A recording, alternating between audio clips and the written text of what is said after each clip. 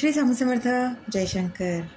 आपण आपल्या गुरूंवरती विश्वास ठेवतोच. मग ते गुरु आपले स्वामी असो किंवा आपल्या आयुष्यात मानुरूपी जे गुरु असतील ते असो, आपण विश्वास कितपर्यंत आपल्या गुरूंवरती ठेवतो हे महत्त्वाचं आहे. म्हणजे त्यांनी आपल्याला जर एखादी गोष्ट सांगितली की ही गोष्ट करू नये, तर आपण ती डोळे झाकून करूच नये हा विश्वास असतो. मी माझ्या आयुष्यातील मानवरूपी गुरूंवर तसाच विश्वास ठेवते. पण शेवटी किती केलं तरी आपण साधारण व्यक्ती, कधीतरी आपलं मन डगमगतंच. कुठलीही गोष्ट सांगितली की ते आपण कधीतरी ऐकत नाही असं म्हणलं तरी चालेल, किंवा आपल्याला अनुभव घ्यायचा असेल म्हणूनही असेल. असाच एक अनुभव माझ्या आयुष्यात झाला, तोही आत्ताच. कारण आपल्या गुरूंवरती आपण जो विश्वास ठेवतो त्याच्यामध्ये कुठलाही संशय किंवा गोंधळ नसायला पाहिजे, पूर्ण विश्वास असायला पाहिजे. आणि मी माझ्या आयुष्यातील माझी जी गुरुआई आहे तिच्यावरती पूर्ण विश्वास ठेवत असते. पण कधीतरी अजाणतेपणाने आपल्याकडनं चूक होतेच, तशी झाली. अनुभव खरंच साधा आहे, पण त्यातनं खूप शिकण्यासारखं आहे की खरंच गुरुच न ऐकल्यामुळे मानसिक त्रास तर होतोच, धावपळ होतेच. शिवाय जिथे आपल्याला 2 रुपयाचा खर्च असेल तिथे आपल्याला 10 रुपये खर्च करायला लागतात. अशा पद्धतीचं गुरुचं न ऐकणं आपल्याला महागात पडतं. मुळात म्हणजे मी त्यांचं सांगितलेलं कुठलीच गोष्ट टाळत नाही, मग ती काही असो. जर त्या मला म्हटल्या की इथे जायचं नाही तर जायचं नाही, तर मी जातही नाही. माझ्या वाढदिवसाच्या दिवशीच शंकर महाराजांच्या इथे जायचं होतं, पण महाराजांची पण ती लीला होती. त्यांनी त्या गोष्टी बऱ्याच सुट्टीच्या ह्याच्या त्याच्या सगळ्या गोष्टी जुळून माझं जाणं ते हे केलंच होतं. पण तरीही जायचं ठरवलं होतं, पण गुरुताईंनी नाही जायचं असं सांगितलं, तर मी बाहेर नाहीच पडले. पण आता 4 ते 5 दिवसापूर्वीचीच गोष्ट आहे. मी काही कामानिमित्त बाहेर जाणार होते आणि बसने जायचं चाललं होतं. कन्फ्युजनमध्ये होते, ट्रेनने जायचं की बसने जायचं. तेव्हा मला माझ्या गुरुआईंनी सांगितलं की बसने नका जाऊ, ट्रेनने जा. आणि हीच गोष्ट की मी हो म्हटलं, हां ठीक आहे ट्रेनने. पण नंतर परत कंटाळा केला की काय ट्रेनने जायचं, जाऊ दे बसने जाऊ, जरा निवांत जाऊयात. यामुळे मी ट्रेनने नाही गेले. आणि त्यात सुट्ट्याही नव्हत्या. खरं तर बसला गर्दी असण्याची काही हे नव्हतं.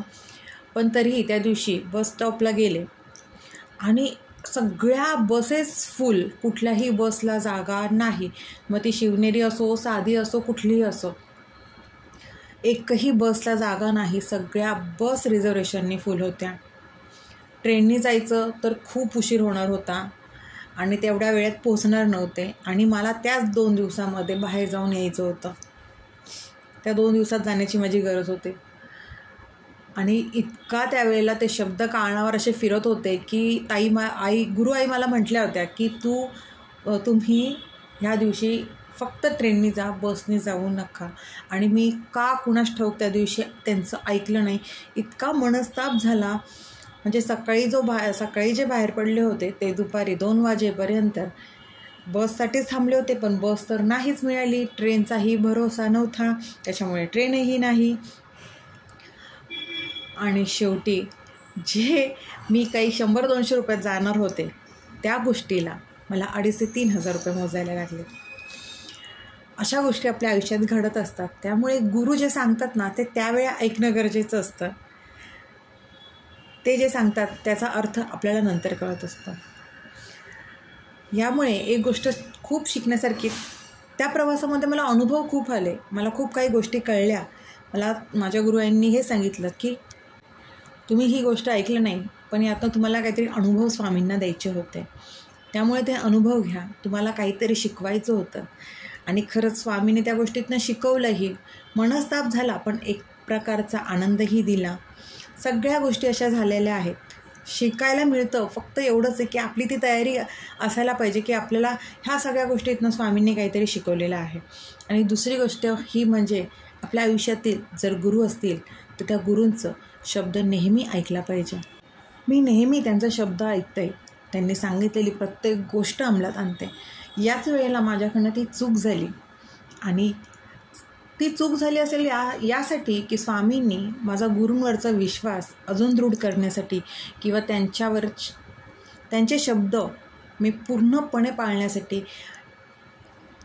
किंवा माझ्या मनात त्यांच्याबद्दल कुठलाही संशय न राहण्यासाठी, कुठलाही गोंधळ न राहण्यासाठी स्वामींनी मला हा अनुभव दिला आहेच. आणि ज्यांच्या आयुष्यात मानवरूपी गुरु जरी नसतील, ते स्वामींना गुरु मानत असतील, तरीही स्वामीही कुठल्या ना कुठल्या मार्गाने संकेत देतात. त्यामुळे ते संकेतही आपल्याला ओळखता आले पाहिजे. त्या दिवशी माझी जी झालेली चूक, त्यामुळे झालेला मनस्ताप, झालेली चिडचिड, प्रत्येक गोष्टीचं कधी आयुष्यात आहे ना क्षणाचं नुकसान होत असतं. ते आपल्याला जाणवत नाही. तो वेळ, ती मिनिट, ते सेकंद खूप महत्त्वाचे असतात. म्हणूनच आपल्याला आपले गुरु सांगत असतील ना, ती गोष्ट खरंच ऐकावी. मी पण असंच केलं. काही नाही होत, पण होतं, बरंच काही होतं. आणि हे तेव्हा लक्षात येतं जेव्हा आपण त्यांचा शब्द ऐकलेला नसतो आणि परत आपल्याला त्यांच्याकडेच जायला लागतं की आता मी पुढे काय करू. त्यावेळेला पण आपल्याला गरज असते की आपण चुकलोय हे मान्य करण्याची. आणि जेव्हा आपण हे मान्य करतो तेव्हा आपले गुरु मोठ्या मनाने आपल्याला माफ करतात. त्यासाठी आपल्या मनात आपल्या गुरूंबद्दलचा विश्वास अतिशय गाढ असला पाहिजे. त्याच्यावरची श्रद्धाही तेवढीच भक्कम असली पाहिजे.